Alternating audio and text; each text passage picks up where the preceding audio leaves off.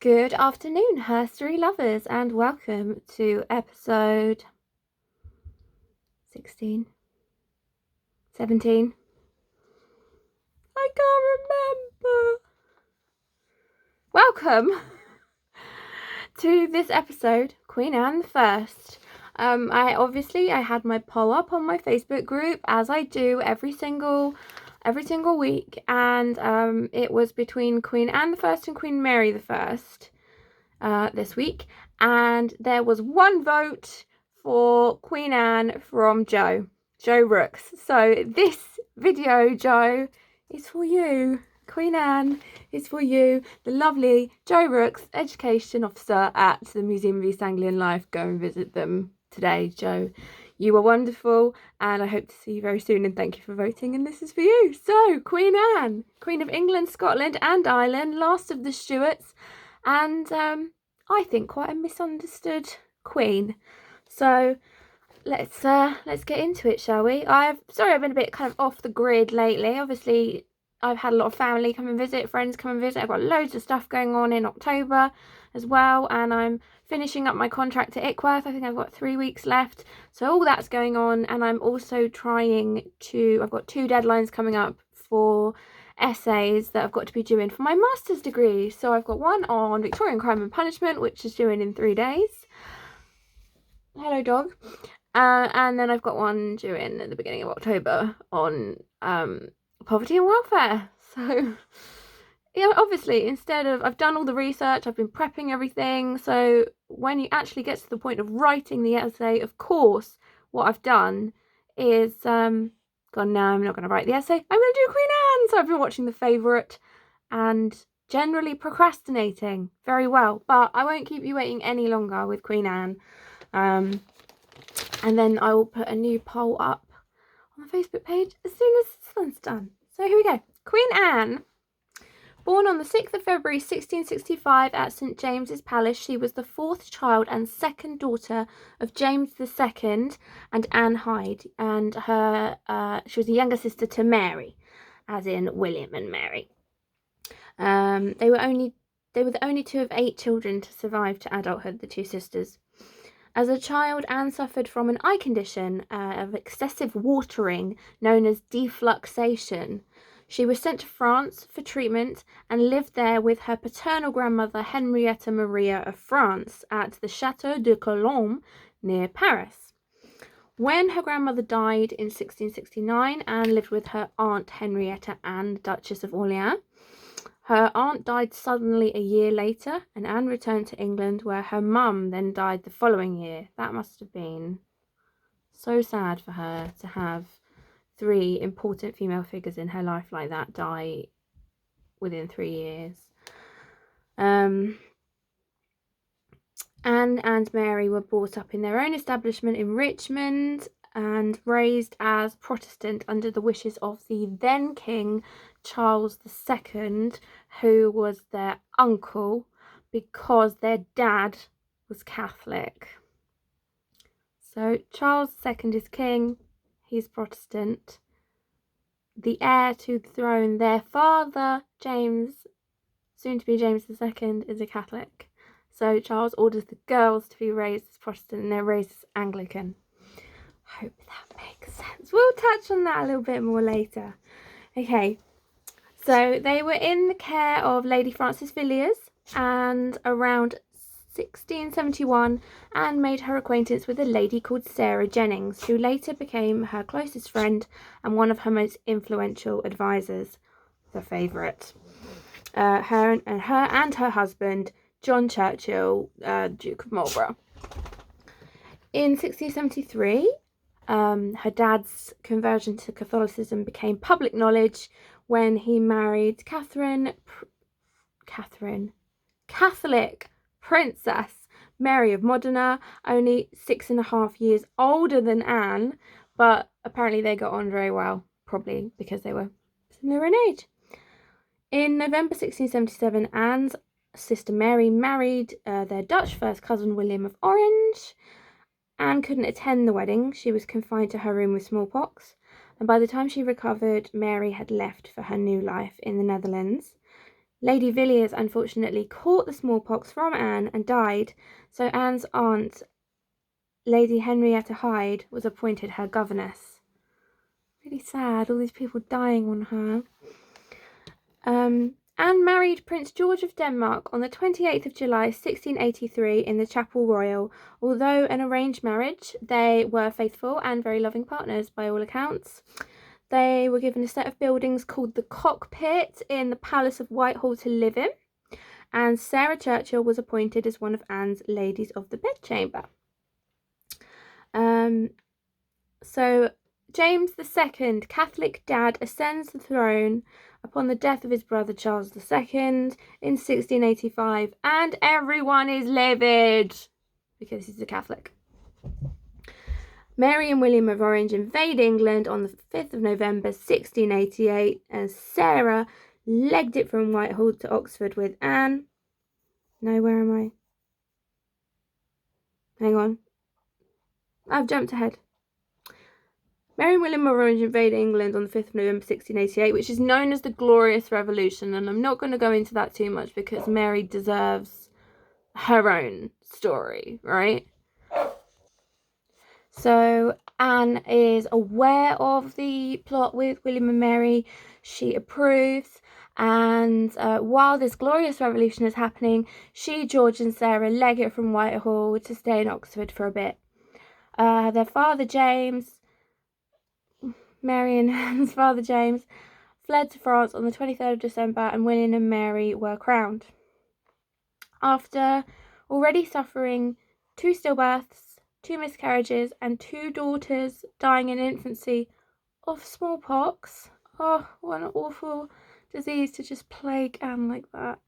On the 24th of July 1689, Anne gave birth to her son William, who, although sickly, did survive his infancy. Around this time, at Anne's request, she and Sarah began to call each other Mrs. Morley, Anne, and Mrs. Freeman, Sarah. They were pet names that were given to each other to facilitate a relationship of equality when they were alone together. In January 1692, suspecting Marlborough of conspiring with James's followers, the Jacobites, you got to bear in mind that her father James and Mary of Modena had a son, and his name was also James, just to confuse you.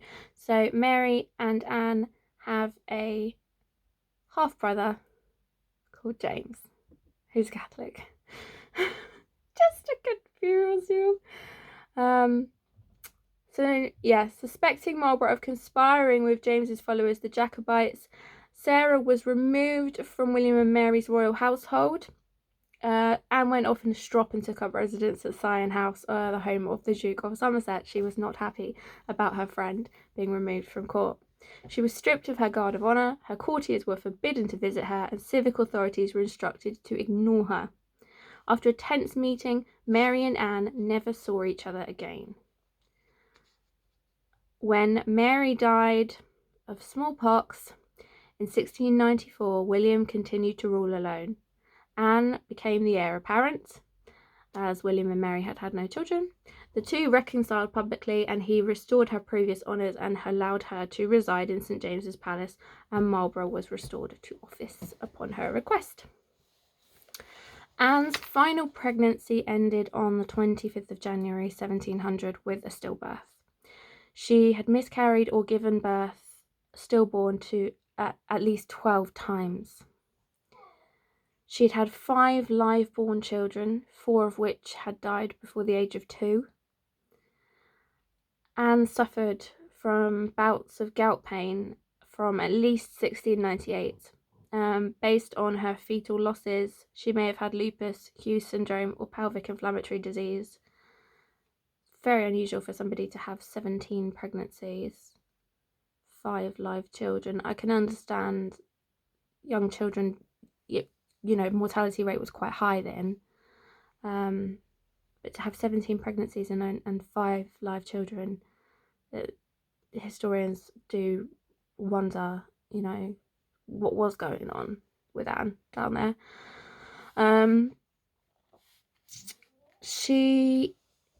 Her gout rendered her lame for most of her later life. She was carried around court in a sedan chair or a wheelchair. She gained a lot of weight as a result of this sedentary lifestyle, and in Sarah's words, grew exceedingly gross and corpulent. Nice for your friend to talk about you like that. Anne's only surviving son, William, died aged 11 on the 30th of July, 1700, and then her father died a year later in 1701. Sad times. Poor Anne. Anne became queen on William's death on the 8th of March, 1702, and was a popular monarch. She appointed her husband George Lord High Admiral, giving him control of the Royal Navy. The army went to Marlborough, who was appointed Captain General. Sarah was appointed Groom of the Stall, Mistress of the Rose, which is the highest office that one can be given at court, and Keeper of the Privy Purse, so she's in charge of the finances as well, okay? Anne was crowned on the 23rd of April, 1702, carried in an open sedan chair.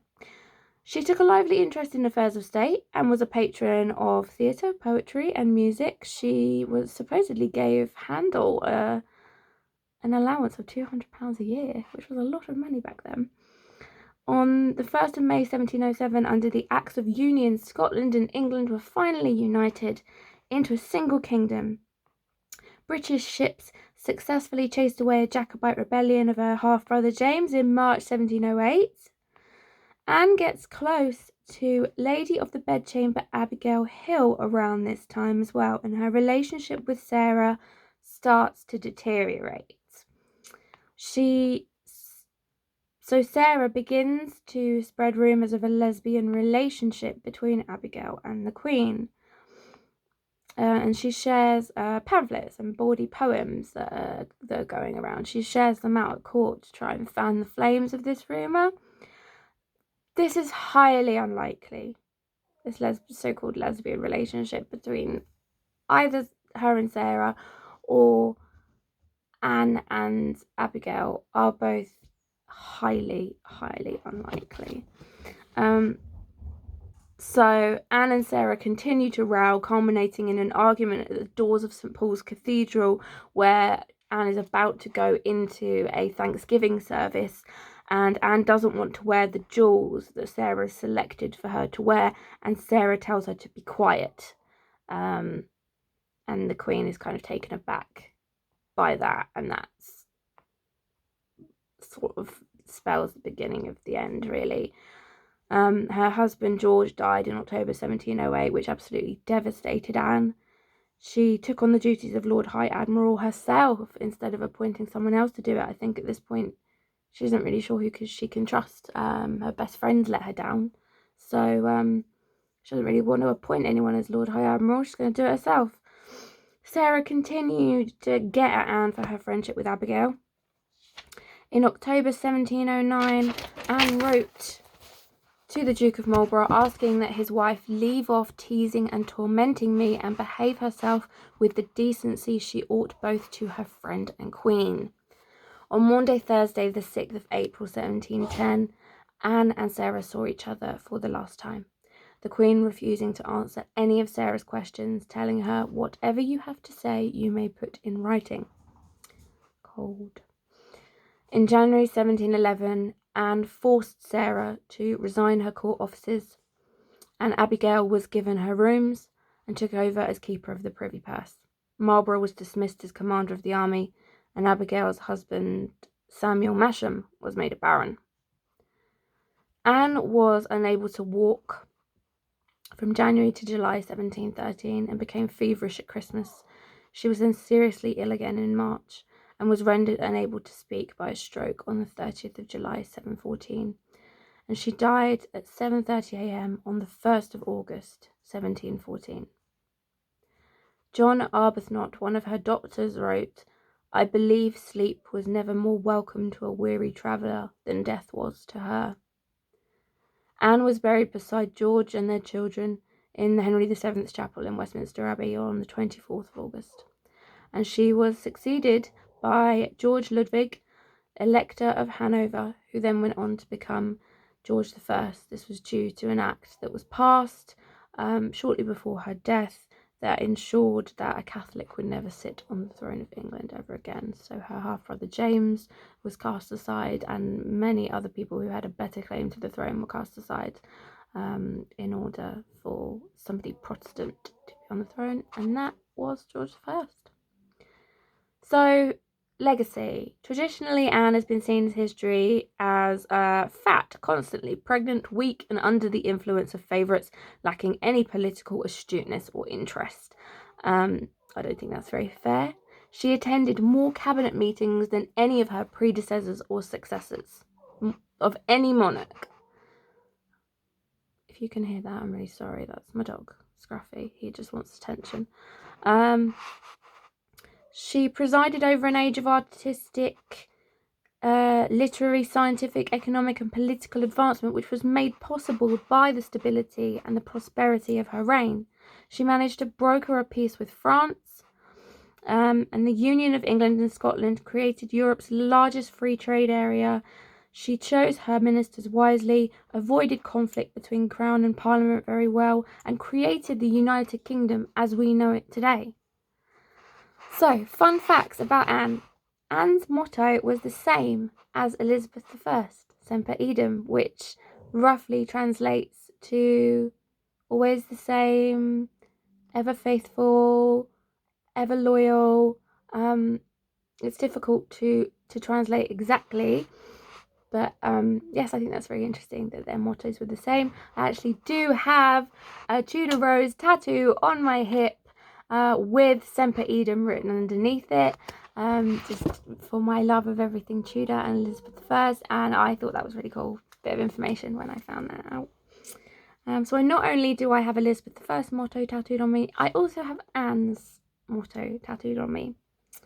So in total, Anne's pregnancies, she had 5 stillborn children, 7 miscarriages, and 5 children who died in childhood.